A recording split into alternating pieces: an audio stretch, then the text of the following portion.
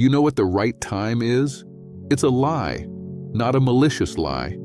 Not a lie someone told you deliberately to hurt you. A lie your fear invented so that it could sound reasonable. The right time does not exist.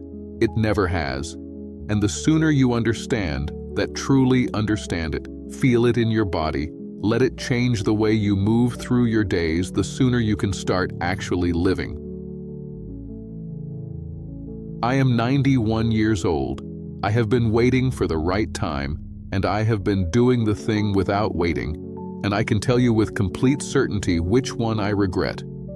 My name is Harold, 91 years old, retired school teacher, 34 years in the classroom, father of 3, grandfather of 7, great-grandfather of 2, which still surprises me every time I think about it. I grew up during the Depression. I understand real obstacles. I understand genuine scarcity and genuine uncertainty. I am not someone who dismisses the real difficulties of a real life, but I have lived long enough to see clearly the difference between a genuine obstacle and a comfortable story we tell ourselves to avoid the discomfort of beginning. And most of the time, not always, but most of the time, the right time is the second thing. A comfortable story. Let me tell you about mine. Here is what waiting for the right time sounds like from the inside. It sounds like wisdom. It sounds like patience, like strategy, like mature judgment. It sounds like I want to do this properly. I want to do this when I am ready. I don't want to rush into something important without the right preparation. That sounds completely reasonable. And that is exactly what makes it so effective as a disguise for fear. Because the right time, if you examine it closely, always has the same structure. It requires just a little more of whatever you currently don't have enough of. A little more money, a little more stability, a little more confidence, a little more time, a little more certainty about the outcome. And here is the mechanism that makes it a perfect trap. As your life changes, as you get a little more money, a little more stability, a little more of whatever the current requirement is, the right time recalibrates. Quietly, automatically, without announcement.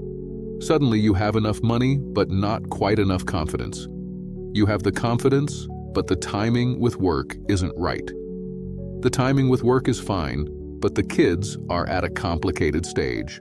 The goalpost moves every single time, without exception, because the requirement was never actually about the practical thing. The requirement was about your readiness, and readiness for the truly important things never arrives on its own. Readiness is not a condition you reach, it is a decision you make. When I was 43 years old, I had an idea for a school program, not complicated. A mentorship initiative pairing older students with younger ones in a structured way, with specific activities and accountability. I had thought it through carefully. I believed in it genuinely. I could see quite clearly that it would make a real difference. And for 7 years, I waited for the right time to propose it. 7 years. The first year, I was too new to the school to have credibility. The second year, the principal was dealing with budget cuts, and it wasn't the right moment. The third year, I had some personal things happening and I didn't have the bandwidth. The fourth year, things had settled, but I wanted to develop the idea further. The fifth year, a new vice principal arrived and I thought I should wait until she was established. You see how this works. Every year had a reason. Every reason was real. Every real reason successfully stood between me and the thing I wanted to do. In the 7th year, a younger teacher new to the school, probably 28 years old, proposed a mentorship program. Different from mine in the details, similar in the core idea. It was adopted within 3 months.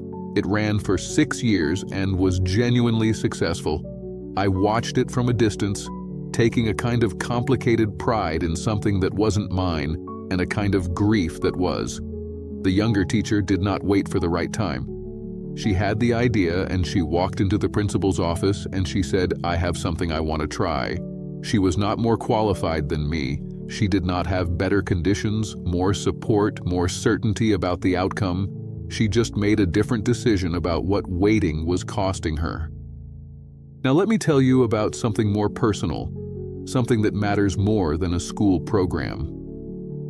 My older brother Edward and I had a falling out when I was 51 years old, a disagreement about our mother's care in her final years. The details are not important.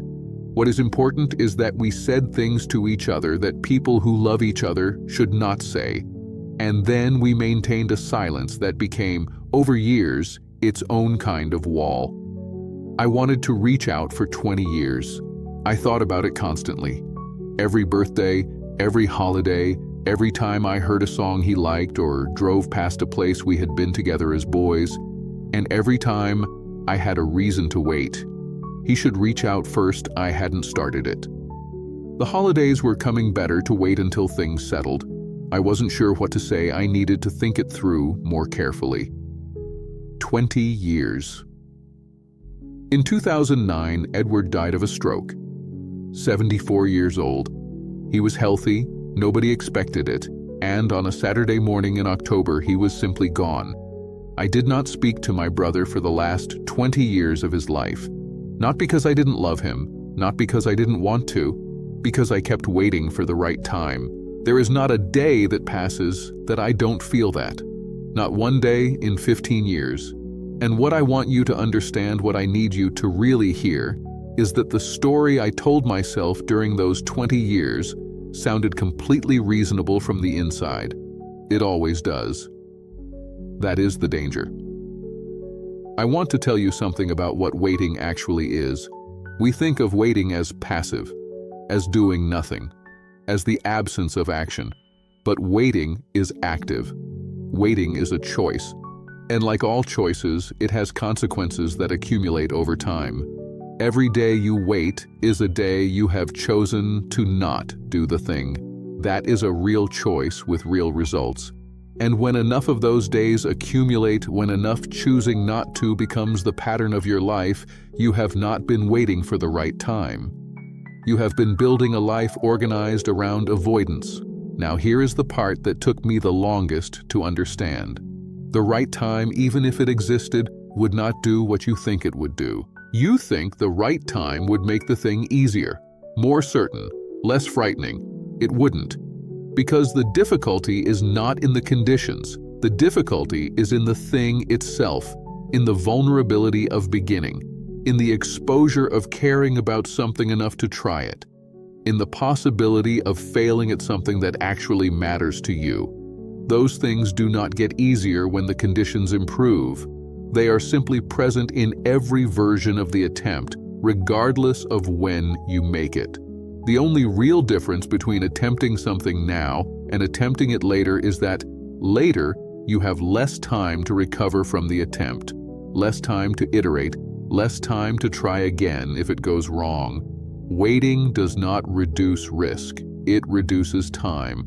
And time is the only thing you are actually spending. Let me tell you something that changed the second half of my life.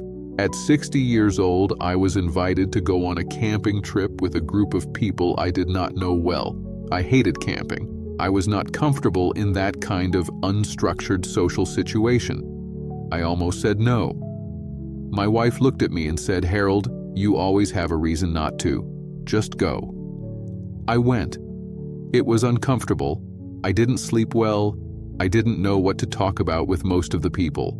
It rained on the second day. It was also the beginning of 3 of the most important friendships of my adult life.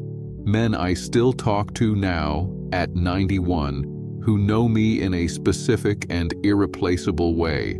The right time to go would never have come, because the right time to go would have required certainty I did not have. And I did not have it because you cannot have certainty before you begin. You can only have it after. That is the thing nobody tells you clearly enough. The certainty comes from beginning, not before it. I want to talk about what is underneath all of this, because I think waiting for the right time, like most forms of avoidance, is about something deeper than practical caution. I think it is about worthiness. Underneath the practical story, underneath the reasons and the timing and the conditions, is a quieter question. Am I the kind of person who does this? Not can I do this when the conditions are right, but am I fundamentally someone who takes this kind of risk, has this kind of conversation, makes this kind of attempt? And for many of us, the honest answer to that question is uncertain. We are not sure. We have not established it as part of our identity. We have not proven it to ourselves yet, and so we wait. Not for the conditions to improve, for ourselves to become certain enough that the answer is yes. But that certainty, the identity level certainty of I am someone who does this, is only ever established by doing it. You cannot think your way into that certainty. You cannot wait your way into it. You cannot prepare your way into it. You become it by beginning, by choosing to act before you are certain you will succeed, by deciding that the discomfort of trying is less expensive than the accumulating cost of not. My brother's name was Edward. He liked jazz and terrible jokes and the smell of coffee in the morning. He was generous and difficult and irreplaceable. I have not spoken his name out loud in a long time.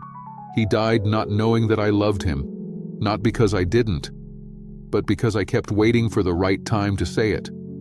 Don't make that particular version of my mistake. Here is what I want you to do, and I want you to do it today. Identify the thing, the one specific thing that you have been waiting for the right time to begin. Not the category. The specific thing, the person you need to call, the conversation you need to have, the project you need to start, the decision you need to make. Got it? Now I want you to ask yourself one question. Not is now the right time. That question has no honest answer because the right time does not exist. The question is, what am I actually protecting myself from by waiting? What is the specific discomfort that the delay is keeping you from having to feel? Because that specific discomfort is the actual work, not the project, not the conversation, the discomfort underneath it. And the only way to do that work is to begin, before you are ready, before the conditions are right, before you have any certainty about how it will go. Begin, and let the beginning be the condition. That is the only right time there is. I am 91 years old, and I have no brother left to call. You may still have yours. Call him. Tell me in the comments, what have you been waiting to do? And what are you actually waiting for? Not the practical answer, the real one. Because someone reading this right now is in the same place I was at 51, with someone they love, with something important between them, with 20 years of waiting ahead if they don't choose differently today. I don't want that for you. Begin today.